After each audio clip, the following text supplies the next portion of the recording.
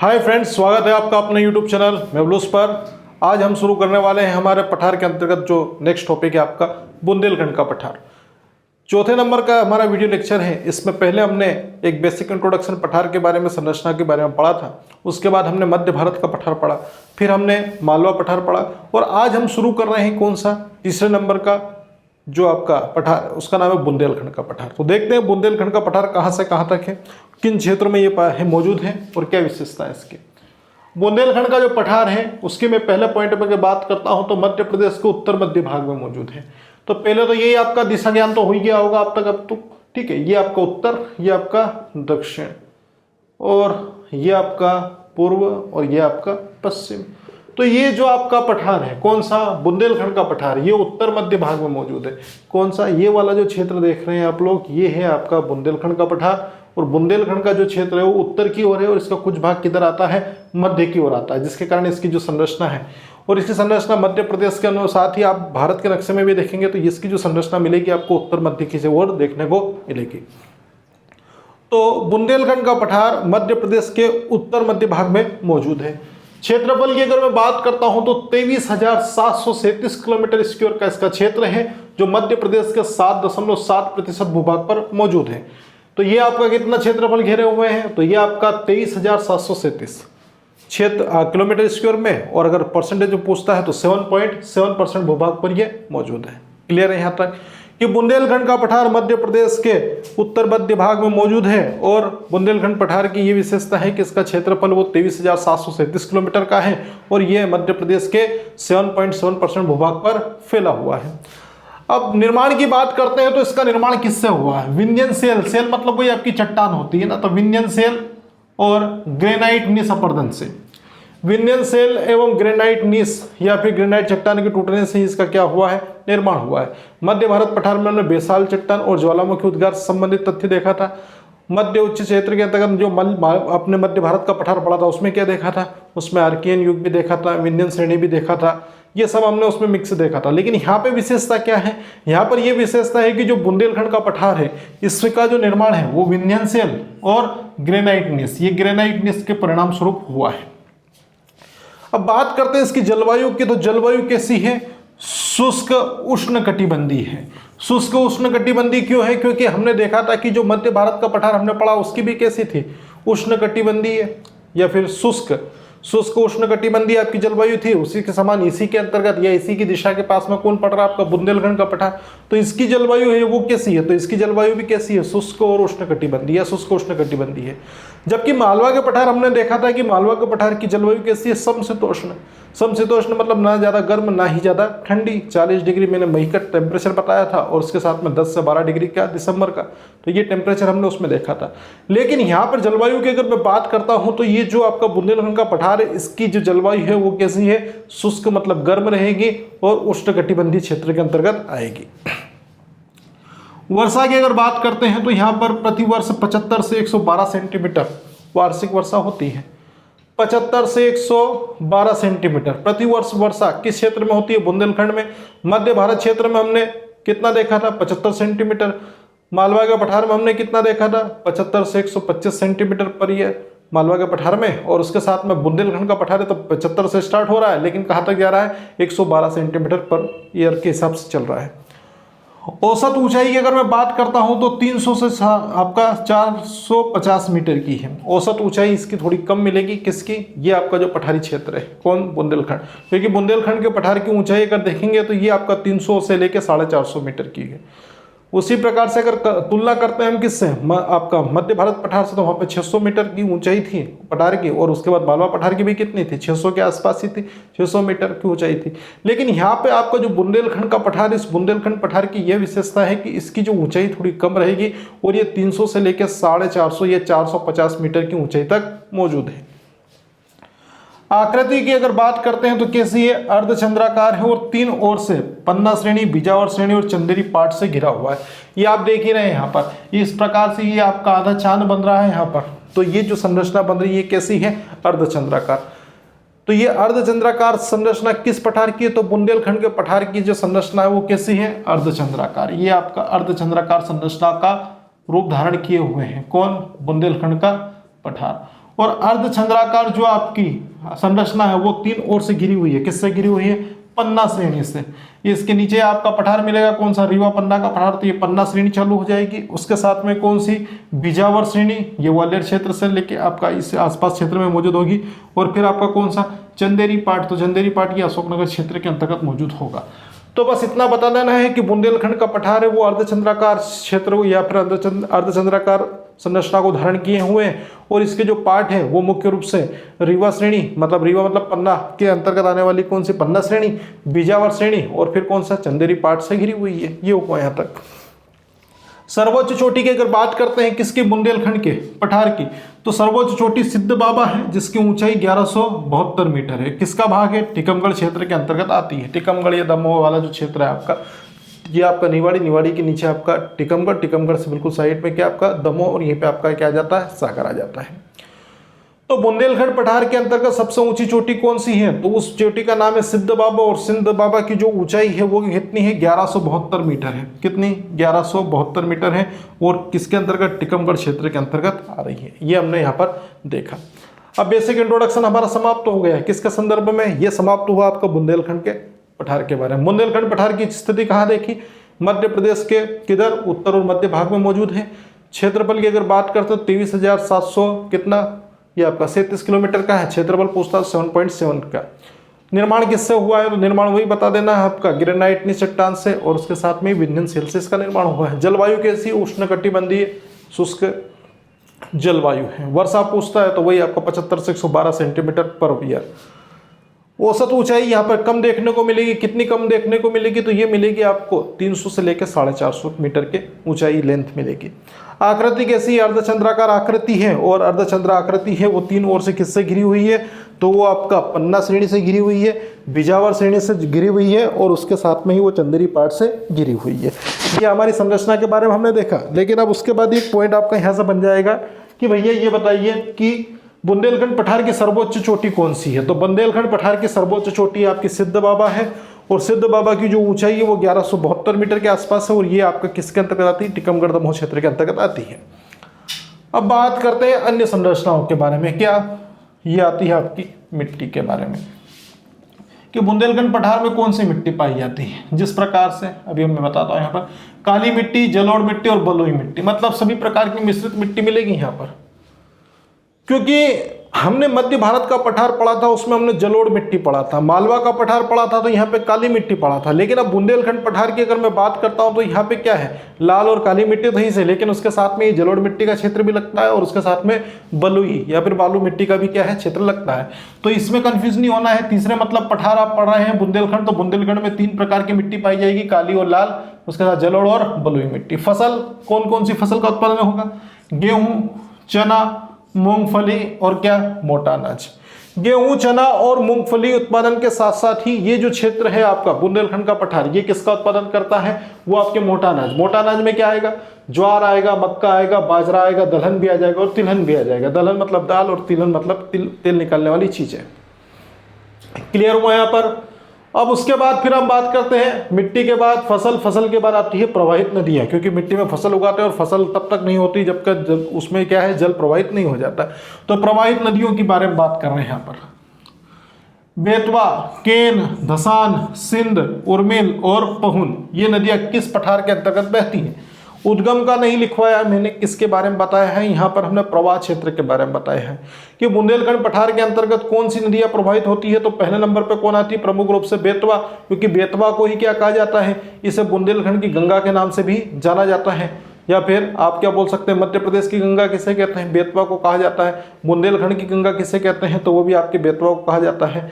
मध्य प्रदेश के अंतर्गत मालवा पठार की गंगा किसे कहा जाता है? तो मालवा की गंगा सिप्रा को कहते हैं। मध्य प्रदेश की जीवन रेखा नर्मदा नदी को कहते हैं। सब पॉइंट मैंने नर्मदा नदी और अन्य अपवाह तंत्र के अंतर्गत जितनी भी नदियां पड़ी उसके अंतर्गत बता दी है।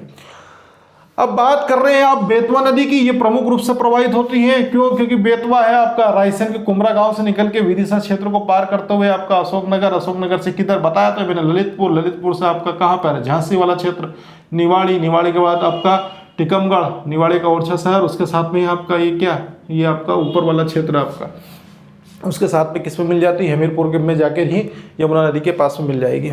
तो बेतवा, धसान, केन, सिंध, उर्मिल, उर्मिल नदी है और ये आपका छतरपुर में उर्मिल परियोजना भी यहाँ पर संचालित की जा रही है। उर्मिल परियोजना का संबंध किससे? उर्मिल नदी से, और ये छतरपुर जिले के अंतर्गत आती है और ये मध्य प्रदेश उत्तर प्रदेश की संयुक्त परियोजना है। इसके संदर्भ में आपका स्पेशल वीडियो आएगा जब हम विद्युत परियोजना, जल विद्युत परियोजना के बारे में बात करेंगे, या फिर जो आपकी ऊर्जा क्षेत्र की बात करेंगे। पहुन नदी के हाथ से किस क्षेत्र में बहती? तो दतिया में। ये आपका दतिया यहीं पे है, ये आपका दतिया वाला क्षेत्रफल में आपका दूसरा सबसे छोटा जिला कौन सा है? दतिया। पहले नंबर पर सबसे छोटा जिला कौन सा? निवाड़ी। वर्तमान की बात कर रहा है ना, बाकी पिछला आंकड़ा पूछे तो उसके हिसाब से बता देना। बेतवा, केन, धसान, सिंध, उर्मिल जो छतरपुर में बहती है, और महू आपका पहुन वो दतिया में बहती है। एक केन बेतवा परियोजना चल रही है आपकी, बहुत फेमस है। कौन सी? केन बेतवा परियोजना किस पठार का भाग है? तो आपका बुंदेलखंड पठार का भाग है। क्यों भैया? क्योंकि ये दोनों नदियाँ किधर बह रही है? ये दोनों की दोनों नदियाँ आपकी बुंदेलखंड के क्षेत्र में बह रही है, बुंदेलखंड के पठार में बह रही है। इसलिए आप थोड़ा ध्यान ये रखना है कि केन बेतवा परियोजना है वो किस पठार का भाग है? तो केन बेतवा परियोजना है वो आपके बुंदेलखंड पठार का हिस्सा है। जबकि नर्मदा सिप्रा जो लिंक परियोजना है वो किसका हिस्सा है? तो वो नर्मदा सिप्रा लिंक आपका मालवा पठार का। नर्मदा काली सिंध जो है लिंक वो किसका हिस्सा? वो भी मालवा के पठार का। नर्मदा गंभीर की अगर बात करेंगे तो वो भी आपका किससे? वही आपका मालवा क्षेत्र से। लेकिन अब स्पेशल बात करता है केन और बेतवा की, तो यहाँ पे बताना बुंदेलखंड पठार के अंतर्गत आने वाला क्षेत्र है, उसी के अंतर्गत ये परियोजना चालू की गई है। यहाँ तक देखा। अब उसके बाद हम बात करते हैं किसकी? खनिज के बारे में। खनिज कहाँ से कौन कौन से मिलेंगे? खनिज तो फेमस है आपका कौन सा? हीरा। हीरा उत्पादन के लिए आपका कौन सा है? एक अंगोरा खदान है आपकी, कहाँ पे आती है? छतरपुर में। और एक हिनोता खदान है, वो कहाँ पर है? पन्ना में। तो अंगोरा छतरपुर में एक हीरा उत्पादन की खान है, और उसके साथ में एक आपका हिनोता है। हिनोता कहाँ पर है? तो ये पन्ना जिले के अंतर्गत मौजूद है, और इसके द्वारा क्या होता है? हीरा खनिज का खनन किया जाता है। अन्य की अगर बात करते हैं तो चूना है, मैग्नीज है, बलुआ पत्थर और सीसा। चूना, मैग्नीज, बलुआ पत्थर, सीसा। तो टोटली हमने किसके बारे में देखा? ये देखा हमने इस संरचना के बारे में। मिट्टी की बात मैंने यहाँ पे की थी, तो मिट्टी कौन सी? लाल काली, बलुई मिट्टी, और उसके साथ में कौन सा? वही आपकी जो मौजूद है जलोढ़ मिट्टी। फसल की बात करेंगे, गेहूं, चना, मूंगफली, मोटा अनाज में आपका गेहूं, मक्का, ज्वार वगैरह, और दलहन और तिलहन सभी आ जाएगा। उसके बाद क्या? प्रवाहित नदियों के बारे में मैंने बात की, तो केन, बेतवा, धसान, सिंध, उर्मिल, और उसके बाद पहुन। उर्मिल जो है वो आपका छतरपुर और पहुन आपके कहाँ पर? दतिया क्षेत्र के अंतर्गत बहती है। केन बेतवा परियोजना किसका भाग है? तो वो आपको बुंदेलखंड पठार का हिस्सा है। और खनिज की अगर बात करते हैं तो हीरा प्रमुख रूप से है उत्पादन किया जाता है, जहाँ पर छतरपुर, और छतरपुर के साथ में आपका पन्ना। तो छतरपुर का कौन हिस्सा है? अंगोरा खदान, और आपका पन्ना का हिनोता खदान। अन्य की बात करता है तो चूना बता देना, मैग्नीज बता देना, या फिर आपका सीसा और बलुआ पत्थर, ये इसके बारे में बता देना। अब बात कर रहे हैं किसके बारे में? वन संपदा के बारे में। कि वन संपदा कैसी है यहाँ पर? वन संपदा की अगर बात करते तो उष्णकटिबंधीय वन, झाड़ीनुमा वन और कटीले वनस्पति वन पाए जाते हैं। मतलब जो मध्य भारत पठार के अंतर्गत हमने देखा था ना, वही की वही संरचना देखने को मिल रही है। ये मध्य भारत पठार के अंतर्गत भी कैसे वन थे आपके? ये उष्णकटिबंधीय वन थे, झाड़ीनुमा, और कैसे थे? कटीले।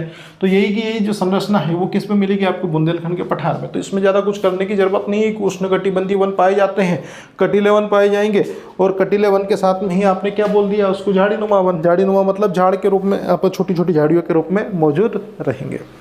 कटीले वन के बारे में पहले बता चुका हूं आपको। क्या क्या देखा था? करोंदा देखा था, बबूल देखा था, ये प्रमुख वन हमने इसके अंतर्गत देख लिए थे। लेकिन अब बात करते हैं किसके? बुंदेलखंड के क्षेत्र की। बुंदेलखंड का 1/3 भाग समतल मैदान है जो 3 ओर से विंध्यन कगार से घिरा हुआ है। विंध्याचल पर्वत श्रेणी मैंने यहाँ पर विस्तृत रूप से चर्चा की थी। ये किसकी श्रृंखला की जा रही है? यहाँ पर ये जा रही है आपकी विंध्याचल पर्वत श्रृंखला है। तो ये विंध्याचल जो पर्वत श्रृंखला है, इसी का भाग कौन है? मुख्य रूप से आपका ये बुंदेलखंड का पठार है। तो ध्यान रखना है यहाँ पर कि बुंदेलखंड का जो 1/3 भाग है वो समतल मैदान है। मतलब 1/3 भाग, सिर्फ कितना?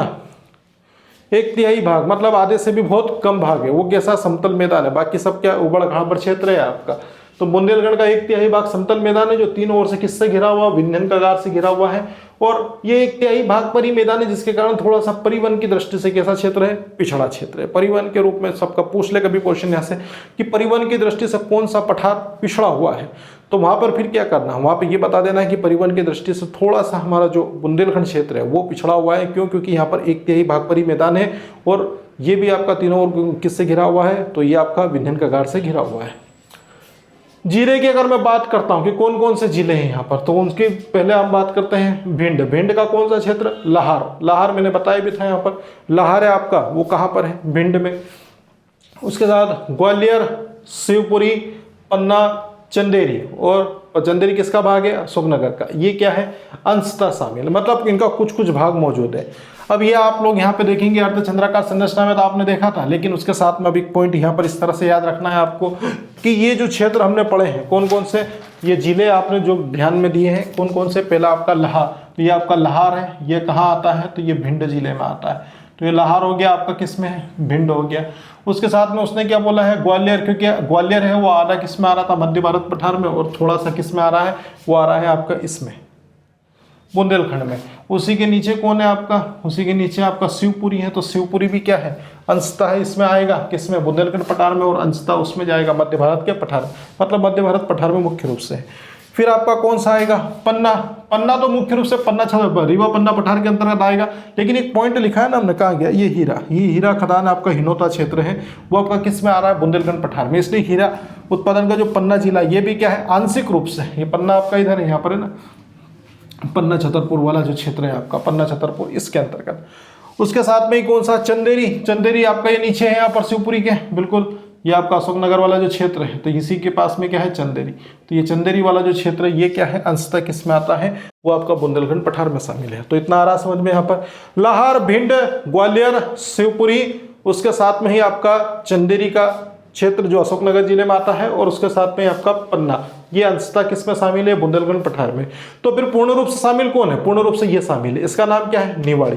तो निवाड़ी जिला है आपका जो पूर्ण रूप से शामिल रहेगा। निवाड़ी के बाद कौन सा? छतरपुर, टिकमगढ़, दतिया, दमोह, सागर, ये कैसे? ये पूर्णतः शामिल है। क्यों पूर्णतः शामिल है? ये आपका यहीं से निवाड़ी है। निवाड़ी के नीचे ही कौन है आपका? टिकमगढ़। ये निवाड़ी हुआ, ये आपका टिकमगढ़ हुआ, ये आपका क्या हुआ? खजुराहो, छतरपुर हुआ। इसी के पास में क्या हो गया आपका? ये पन्ना हो गया, जो अंशतः शामिल था। लेकिन मुख्य रूप से कौन? निवाड़ी, टिकमगढ़, उसके बाद में छतरपुर, फिर कौन? दतिया। दतिया ये आपका ग्वालियर। ग्वालियर से बिल्कुल सटा हुआ कौन है आपका? दतिया। तो ये दतिया हो गया। दतिया के साथ में कौन? दमोह। ये सागर के पास में आपको क्या मिलेगा?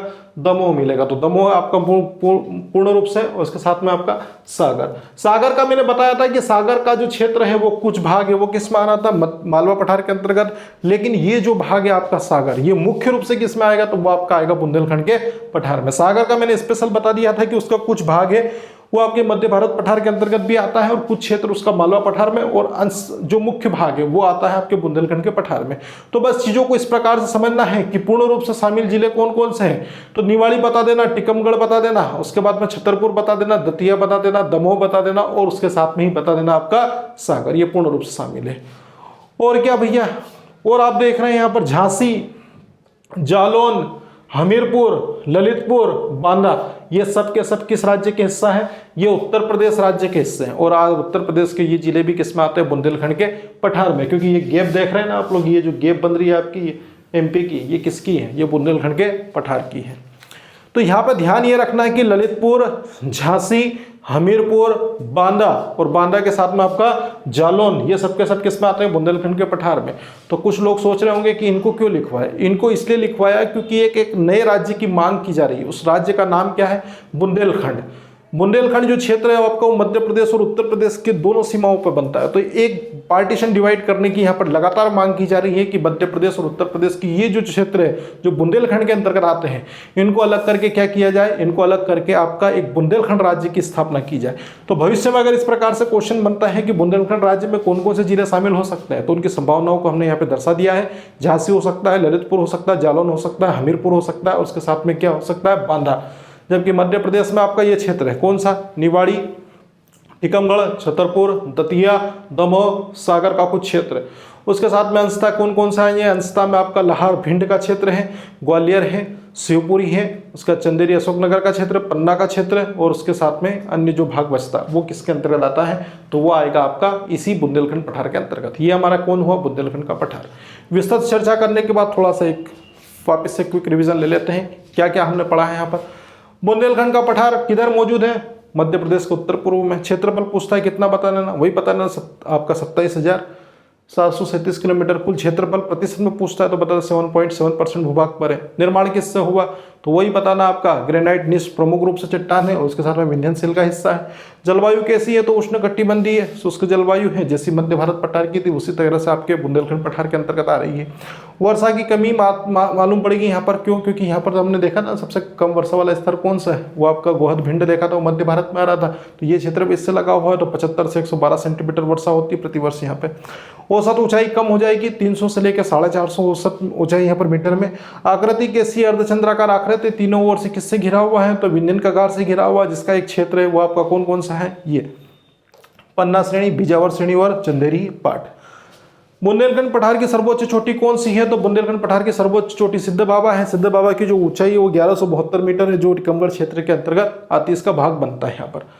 उसके बाद ये अगर मैं बात करता हूँ किसकी, खनिज की, खनिज यहाँ पे आगे आएगा। पहले मिट्टी की बात कर लो, काली मिट्टी, लाल मिट्टी, उसके साथ में ही आपकी जलोढ़ मिट्टी के साथ बलुई मिट्टी का यहाँ पर क्षेत्र मौजूद होगा। फसल के गेहूँ है, सोयाबीन थोड़ा मात्रा में, उसके साथ में आपका सोयाबीन थोड़ी मात्रा में ना लिखाया नहीं मैंने यहाँ पर, वैसे होता नहीं क्योंकि मुख्य रूप से आपका किधर आ रहा है, ये आपका ये इसलिए लिखवा दिया था कि सागर जो क्षेत्र है उस वाले क्षेत्र में आपका अशोकनगर का क्षेत्र वहाँ पर उत्पादन हो जाता है। बाकी तो ये क्या होता है, मुख्य रूप से गेहूँ, चना, मूंगफली, मोटा अनाज में ज्वार, मक्का और बाजरा, इन्हीं का उत्पादन यहाँ पर होता है। प्रवाहित नदियाँ हैं, बेतवा है, केन है, धसान है, सिंध है, उसके साथ में ही आपका उर्मिल, छतरपुर और अब पहुन नदी है वो आपका दतिया से प्रवाहित होती हुई जाती है। केन बेतवा नदी जोड़ो परियोजना किसका भाग है तो बुंदेलखंड पठार का भाग है। खनिज की बात करते हैं तो हीरा प्रमुख रूप से है, जो अंगोरा खदान छतरपुर से और हिनौता खदान पन्ना से प्राप्त होता है। लोहा अयस्क, सीसा, बलुआ पत्थर और उसके साथ में क्या मिलेगा आपको, मेघदीज के कुछ क्षेत्र मिलेंगे। वन संपदा की ऐसी उष्णकटिबंधीय वन है, झाड़ीनुमा वन है और कटीले वन यहाँ पर मौजूद रहेंगे। बुंदेलखंड का 1/3 भाग किसका है, मैदानी क्षेत्र है, जो तीनों ओर विंध्य कगार से घिरा हुआ है, यह विंध्याचल श्रेणी के अंतर्गत आता है, जिसके कारण थोड़ा सा ये परिवहन की दृष्टि से पिछड़ा हुआ क्षेत्र है।